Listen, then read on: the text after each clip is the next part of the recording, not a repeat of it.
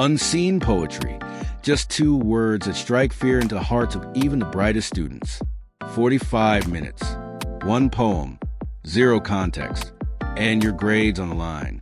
But what if I told you there's a formula to crack it? A strategy so sharp it turns confusion into clarity and confusion into a grades. Stick around, because in the next few minutes, I'm going to show you how to turn a blank page into a top mark answer every single time. Here's a secret every top student knows. The exam question isn't just a prompt, it's a roadmap. It tells you exactly where to go and what to focus on. So, how do you use it to your advantage? Start by identifying keywords. Underline command terms like analyze or compare. These tell you what kind of response the examiner is expecting. Miss them, and your answer could drift off course. Next, focus your analysis. Choose quotes and examples that directly address the question. Not everything in the poem needs to be explored, just the parts that prove your point. Then create connections. Don't just spot a metaphor or a simile. Explain how it links to the theme or message the question is asking about. And finally, check your relevance. As you write, keep referring back to the question. Ask yourself, does this support my argument? If not, refine it or leave it out. Remember, the question isn't the enemy. It's your guide. Follow it carefully, and you're already halfway to top marks. Read strategically. When the exam starts, don't rush into the poem blindly. Read with purpose. Begin by looking at the title. It's often your first clue about the poem's message, themes, or emotional tone. It can hint at the poet's intentions before you've even read a single line. On your first read, just take it in. Focus on the overall meaning and mood. What is the poem saying at a surface level? How does it make you feel? On your second read, dig deeper.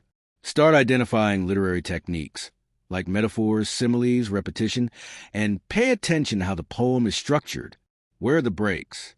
Where does it flow? Then go in for a third read. This is where you start making connections. Think about how those techniques you've noticed help to build meaning. How does the form reflect the content? What is the poet really trying to say? Reading strategically means reading more than once, and each time with a different goal. That's how you move from basic understanding. So you've cracked the question, you've read the poem strategically. Now it's time for the real magic, analyzing language and techniques. Let's break this down into 3 key tools every examiner looks for in a top mark response. First, imagery and figurative language. Metaphors, similes, personification, symbolism. This is where poets get creative. But don't just name them, explain what they do. How do they make us see, feel, or even smell what's happening in the poem? Sensory details help us step inside the poem and understand the deeper meaning beneath the words. Next, word choice and connotations. Every word is chosen for a reason. Ask yourself, why this word? What feelings or associations come with it? Is the tone angry, playful, formal, uncertain? Often, changes in word choice signal shifts in perspective, and spotting that can seriously elevate your analysis. And finally, sound devices. Poetry isn't just meant to be read. It's meant to be heard. Alliteration, assonance, rhyme, rhythm, they shape how the poem flows and feels. And more often than not, they reflect the emotions or ideas the poet wants to emphasize. But here's the real trick. Don't just spot the technique. Link it to meaning. Ask, what is the poet doing here, and why does it matter? Once you start thinking like that, you're not just reading a poem. You're analyzing it with purpose, precision, and confidence.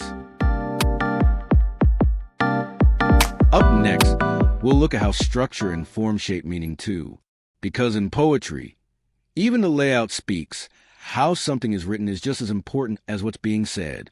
Start with stanza organization. Ask, how is the poem divided?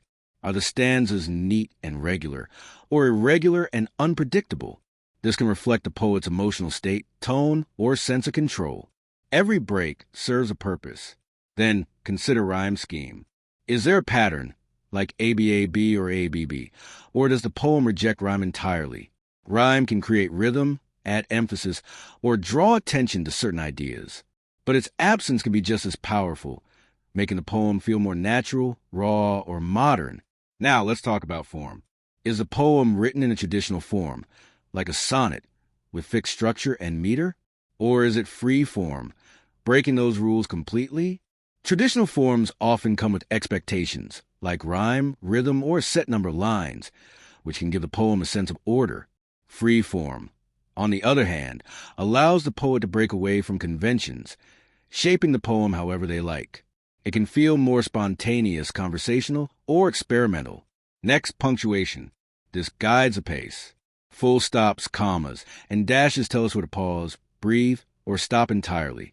A poem with minimal punctuation might feel fast, breathless, or overwhelming, while deliberate pauses create control and emphasis. And finally, line length and breaks. Long lines can reflect a flowing, expansive thought. Short lines slow us down, creating tension or spotlighting a single idea. Look out for enjambment, where a sentence flows beyond a line break. It builds momentum and surprise. All these choices, structure, rhyme, form, punctuation, line breaks, they're not random. They shape the mood, meaning, and message of the poem. So as you read, ask not just what the poet is saying, but how their structure helps say it. Develop a strong thesis. To write a strong poetry essay, think of your thesis as a structure you build step by step, each level supporting the next. We begin with evidence-based analysis. This is your foundation. Every point you make must be supported with evidence from the poem, whether that's through its form, structure, style, or language. Avoid vague ideas. Stick to what's actually in the text. Next comes your supporting points. Choose 2 or 3 key techniques or ideas that clearly support your overall argument. These could include elements like metaphor, tone, enjambment, or repetition. These are the building blocks of your response. Then, make sure your thesis has a question focus. Directly address what the exam question is asking. Your response should stay tightly connected to the wording and purpose of the question. Finally, at the top of your structure is a clear argument. This is your unique interpretation of the poem's meaning. What do you believe the poet is trying to say, and why does it matter? Make your viewpoint thoughtful and insightful. When all these layers come together, evidence, supporting points, question focus, and a clear argument, you'll have a strong, well-developed thesis that's ready to lead a brilliant analysis. So, you've cracked the question, read the poem like a pro, and dived deep into its language and structure. Now it's time to bring it all together. In this part, it's where many students slip up.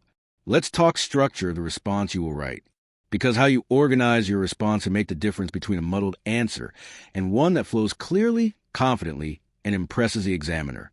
Start with your introduction. This is your chance to show the examiner, hey, I know exactly what I'm doing. Keep it short and sharp. Give a brief overview of what the poem is about, and then drop in a clear thesis statement. That's your big idea, the argument that everything else will support. Think of it as your anchor. It keeps your response focused and purposeful. Then come the body paragraphs, the heart of your analysis. Use the PL structure to keep things tight. Point. Make a clear point that answers a question.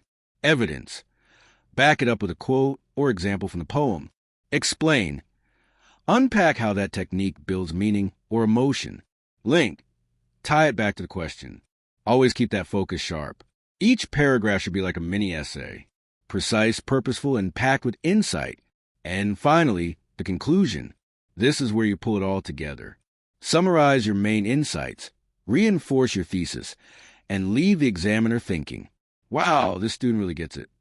No new points, no waffle, just a strong finish to a well-structured response. When you organize your response with intention, your ideas shine brighter, and your analysis hits harder. Let's talk about language, not just the poet's, but yours. Using precise literary terminology isn't about sounding fancy. It's about showing that you truly understand how poetry works. The more accurately you can name what a poet is doing, the more confident and focused your analysis becomes. Take figurative language, for example. When a poet uses a metaphor, they're inviting you to see one thing as another, not just a decoration, but to reveal deeper meaning. A simile creates a comparison too, but often in a more deliberate or obvious way. Ask yourself, why that comparison? What's being revealed beneath the surface? With personification, something non-human takes on human traits. This can bring an abstract idea to life, or make a natural element feel emotional or relatable. And symbolism layers meaning. A single object or image can represent a whole idea or theme. When you spot this, think beyond the literal. These are just some common examples of figurative language. There are many more, but having a few go-to terms in your toolkit is a great place to start. Sound also plays a huge role in poetry. Techniques like alliteration, where consonant sounds repeat, can create rhythm, softness, harshness, even mood shifts. Assonance and consonants are more subtle, but they still shape how the poem feels when read aloud. And then there's onomatopoeia, words that sound like what they describe. They add impact and vividness, pulling the reader directly into the scene. Again, these aren't the only sound devices out there, but they're some of the most effective and recognizable tools poets use. Structure matters just as much as language and sound. Enjambment, where lines flow without pause, can create energy, urgency, or surprise. Caesura, a pause midline, can add emphasis or reflect hesitation and emotion. The shape of a stanza, how it's organized or fragmented, often mirrors the tone or subject matter. And when there's a volta or turning point in the poem, it often signals a change in thought, feeling, or direction, and catching it shows depth in your reading.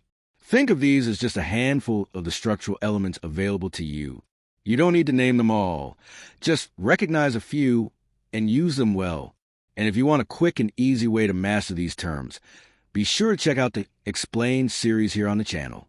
Each device is broken down in under 2 minutes, what it means, how it works, and how to use it in your analysis. It's all there, quick and to the point. The goal isn't to throw in as many technical terms as possible. It's to choose the right ones, explain their effect, and show how they connect to meaning. Because when your analysis is precise, your argument becomes powerful, and that's what examiners are really looking for. Up next, how to manage your time in the exam so you can bring all this together under pressure. Scoring well in a poetry response isn't just about what you write. It's also about how you manage your time. Think of your response as a time performance. Every minute counts. So having a clear structure in mind before the exam can make a huge difference. Start by giving yourself 5 to 7 minutes just to read. Don't rush this part. Take multiple careful readings and begin making quick annotations as ideas emerge. Pay attention to language, structure, tone, anything that jumps out. This first impression will shape your whole response. Then allow 2 to 5 minutes to plan. Outline your thesis clearly. What is the central argument you're making about the poems? Jot down a few key supporting points and any evidence you already spotted during your reading. This step might feel like a luxury, but skipping it can make your writing scattered and repetitive. Now it's time to write, around 25 to 30 minutes. Here's where structure becomes your best friend. Use peel paragraphs. Make a point, give evidence, explain it in depth, and link it back to your thesis. Aim for clarity, depth, and focus. 2 or 3 strong paragraphs often score higher than 5 rush ones. Finally, leave 2 to 3 minutes for proofreading. This is your chance to catch awkward phrasing, missing punctuation, or unclear sentences. It's a small investment of time that can make your writing feel polished and complete. These timings aren't fixed rules, they're a framework. Be sure to check the latest exam paper pattern for your specific syllabus. Different boards may have slightly different expectations, and adjusting your timing percentages accordingly is key. Getting used to this rhythm through practice will make a huge difference on the day of the exam. You'll be more focused, more confident, and better able to show everything you worked so hard to learn. You've got this. Keep building your confidence with our poetry analysis playlist and master every technique fast with the Explained series. Just 2 minutes each. No fluff. Hit subscribe, turn on notifications, and get fully exam ready one video at a time.